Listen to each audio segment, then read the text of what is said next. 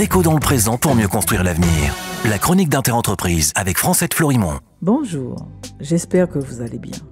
L'impact de mesures prises très loin de chez nous peut être redoutable dans nos régions.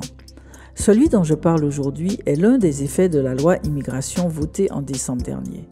Cette loi réaffirmait la hausse des frais d'inscription à l'université des étudiants venant hors de l'Union européenne qui devaient s'acquitter de 2 770 € par an pour une licence et 3 770 € en master contre 170 € et 243 € respectivement pour les étudiants français.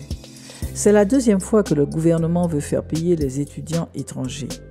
En effet, cette hausse avait été créée en 2019 par un arrêté que la majorité des établissements d'enseignement supérieur français avaient renoncé à appliquer.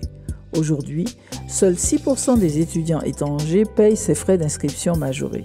En outre, le Conseil constitutionnel a invalidé en janvier 2024 cette hausse prévue dans cette loi immigration de décembre dernier.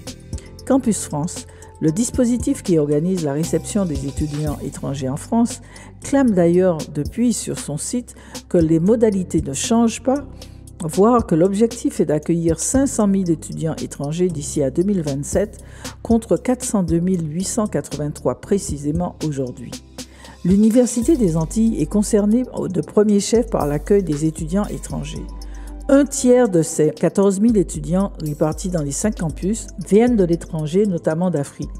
Précisément, du Maroc, de la Tunisie, du Bénin, du Togo, du Mali, du Sénégal, de la Côte d'Ivoire, du Cameroun, etc., principalement des pays francophones. Ce sont eux qui challengent le corps enseignant et qui tirent l'université vers le haut, m'a déclaré un doyen lors d'une récente visite à l'Université des Antilles. Eh bien, pour l'année universitaire 2024-2025, la gouvernance de l'Université des Antilles a décidé de réserver l'exonération partielle et totale des droits d'inscription différenciés qu'aux seuls ressortissants de la Grande Caraïbe. Cette décision va créer deux difficultés. La première, la majorité des étudiants de la Grande Caraïbe qui viennent aujourd'hui étudier à l'Université des Antilles sont originaires d'Haïti. Or, le gouvernement d'Haïti, voulant stopper la fuite de ces cerveaux, donne désormais avec parcimonie les visas de sortie pour les étudiants. Le nombre d'étudiants haïtiens à l'Université des Antilles risque donc de se réduire. La seconde difficulté, si la gouvernance de l'université maintient sa position, elle crée un risque sur un tiers de ses effectifs, alors que la loi ne lui demande pas tant, sans parler que la Martinique et la Guadeloupe se couperont de viviers de talents. Cette attitude est d'autant curieuse que jamais nos territoires n'ont autant souhaité renouer des liens avec les pays d'Afrique.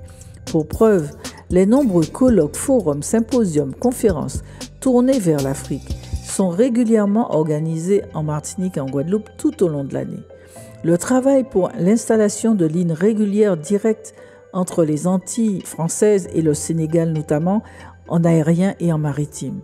La récente visite du président du Bénin, les nombreux stands de produits africains de toute nature dans les galeries marchandes et les foires en Martinique et en Guadeloupe, etc., etc.